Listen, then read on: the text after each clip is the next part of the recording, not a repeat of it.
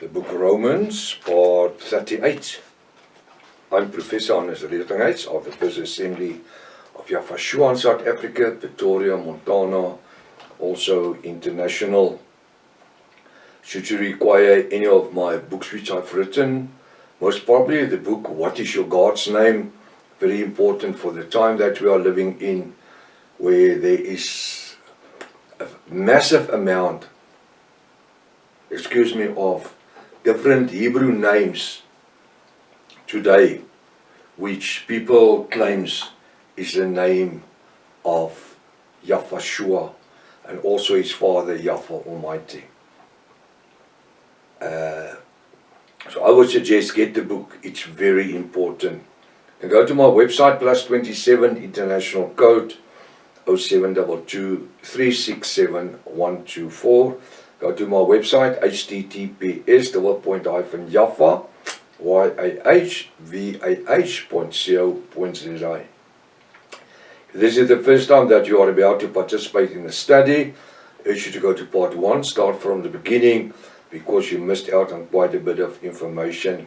Very important to subscribe to the channel in order to receive the different notifications of all the studies that we are currently busy with.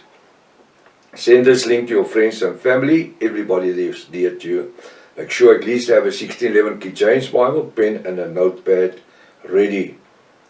You will find that we do not associate ourselves with any groups, churches, or any denominations in the world. We are only an end-time Bible study group, and we are using the restoration of the original sacred name Bible according to the names, where the name Jesus was originally Yafashua, the name God was originally Elohim or Hashim, the name Lord was originally Yafa, the name of the Holy Spirit was originally the Ruach HaKodesh. Welcome to Breakfast with Prof. Hannes. I trust that this study this morning will be a blessing to you in the name above every other name, the name Yafashua. We are to continue where we left off yesterday morning, Romans chapter 2.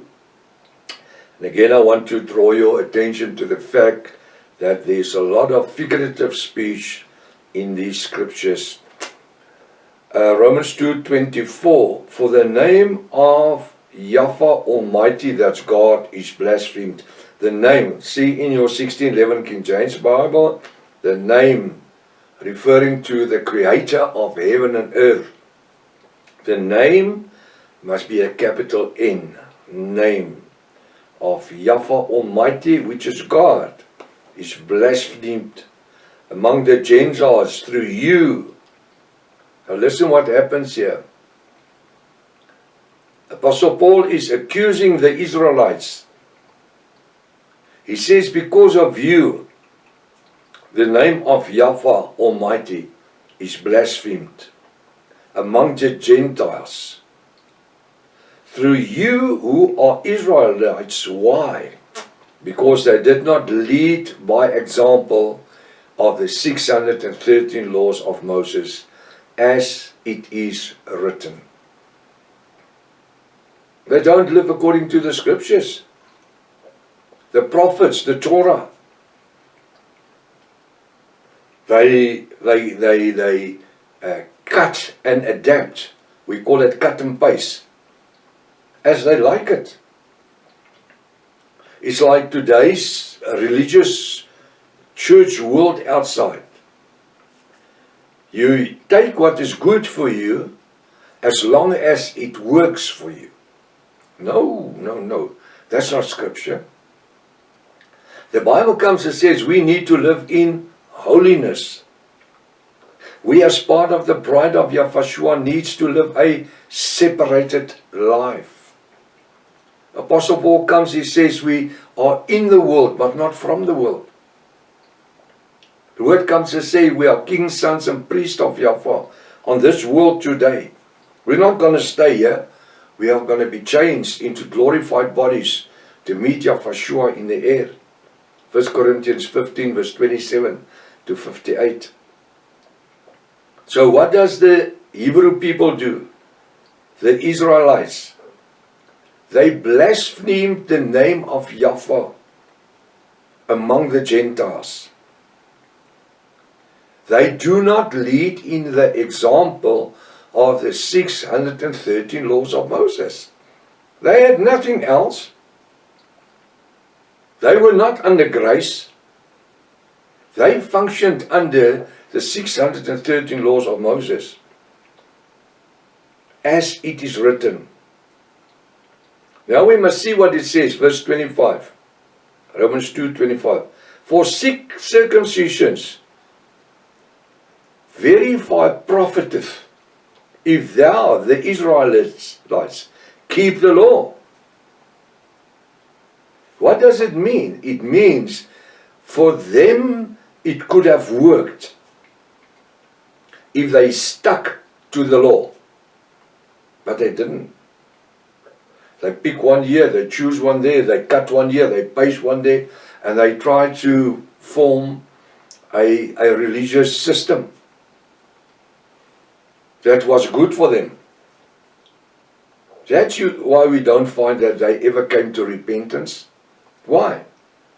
Because repentance wasn't a part of their traditional worshipping.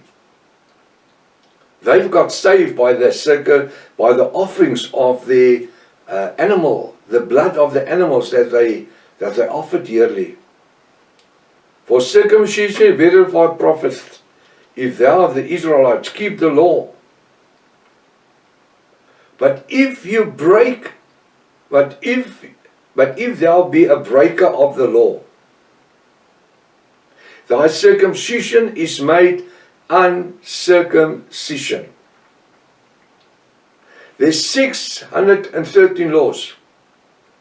Apostle Paul is concentrating on one, circumcision.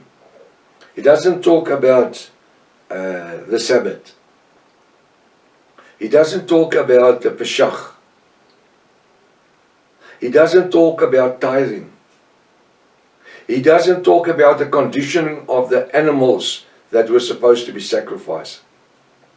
There's 613. Those are all parts of the law that I just mentioned here. Why? Because the Hebrew people, or I want to say the Israelites, they boast in the law.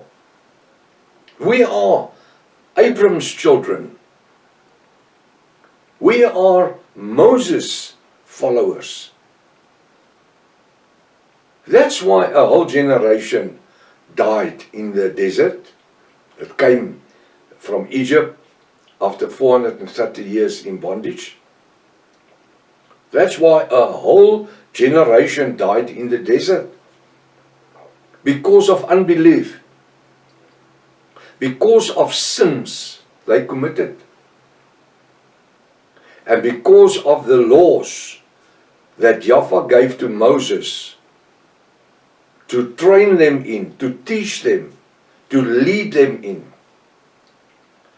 And they wouldn't have none of it.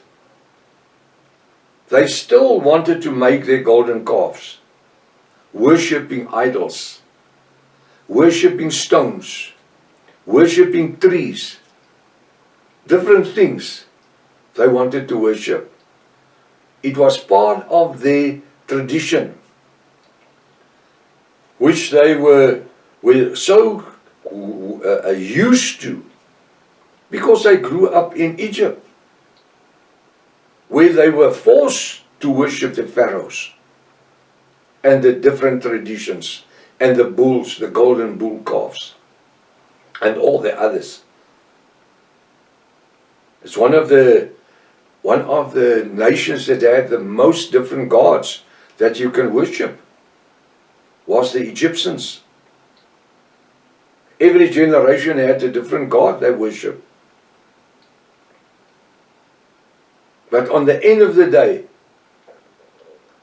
Yahweh gave Israel the law of Moses, but by which they had to abide. And the Bible says that there was no grace. The word says, Apostle Paul in Romans says, we already looked at it. There was no grace in the 613 laws. But they will be judged, the Israelites will be judged by that which they believed and lived through in the 613 laws of Moses. And that's why the word says, for the name of Yahweh Almighty, that's God, is blasphemed among the Gentiles. Apostle Paul is speaking to Israel 2,000 years ago. Because of the way that you were living in the 613 laws. Because of the example you set in the 613 laws. And the Gentiles, they had no laws. The Gentiles had the law of nature. We saw there about a week ago, 10 days ago, when I showed you that the guy in the primitive guy in the Amazons that has never heard of any God or Yahweh or Elohim or religion. He's primitive, but they live by the law of the jungle. They live by the laws of the animals. A lot of these animals, especially the monkeys and small squirrels and all these, when they shoot it with a bow and arrow or whatever, pea shooter, when they shoot it, when that guy takes that animal, he prays over the soul of that animal. Why? It's part of his religion. He thanks somebody that he doesn't know for providing that monkey. To us it looks senseless. It's like wiping out certain animal species. But that's how they survived. For centuries, for ages, millenniums. So they are going to be judged by that which they believed in. Now Apostle Paul says, when we as bride of Yahushua